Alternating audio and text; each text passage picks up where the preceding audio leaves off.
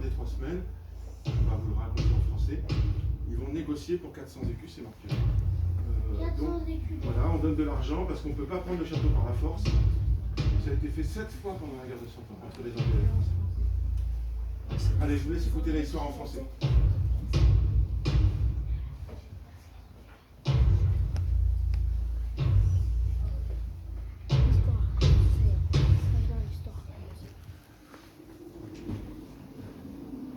« 7 octobre 1442.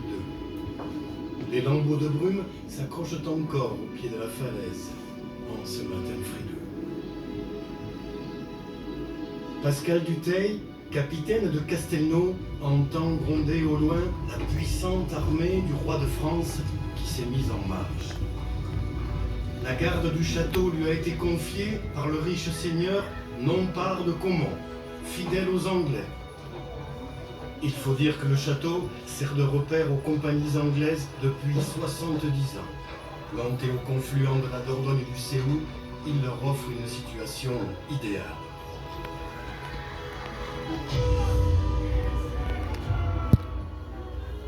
Pillage, incendie et rapt sont leurs mots d'ordre, ruinant l'économie du pays, de Bergerac à Figeac, de Périgueux à Cahors, en passant par Cajarc, Gourdon et bien entendu Sarlat.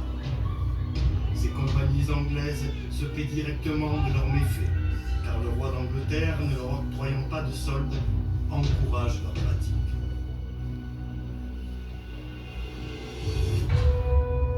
Les Français sont là pour en finir avec cette menace. Ils vont assiéger Castelnau. Pascal Dutheil le sait, et il est prêt. Pourtant, en ce matin du 7 octobre 1442, le grincement du lourd chariot, comme une plainte, transportant les bois de charpente des machines de guerre jusqu'aux murailles du château, lui laisse peu d'espoir de résister. Avec sa compagnie, il va repousser les assauts et subir les tirs des trébuchets livrés par la ville de Sarlat pendant 3 semaines. 3 longues semaines dont le prix est lourd pour les Français aussi, les moyens déployés pour le siège étant fort coûteux. Bientôt, les Français seront prêts à négocier le prix du rachat du château, 400 écus, l'équivalent de 10 jours de siège, en échange de quoi Pascal Dutheil rendra les clés.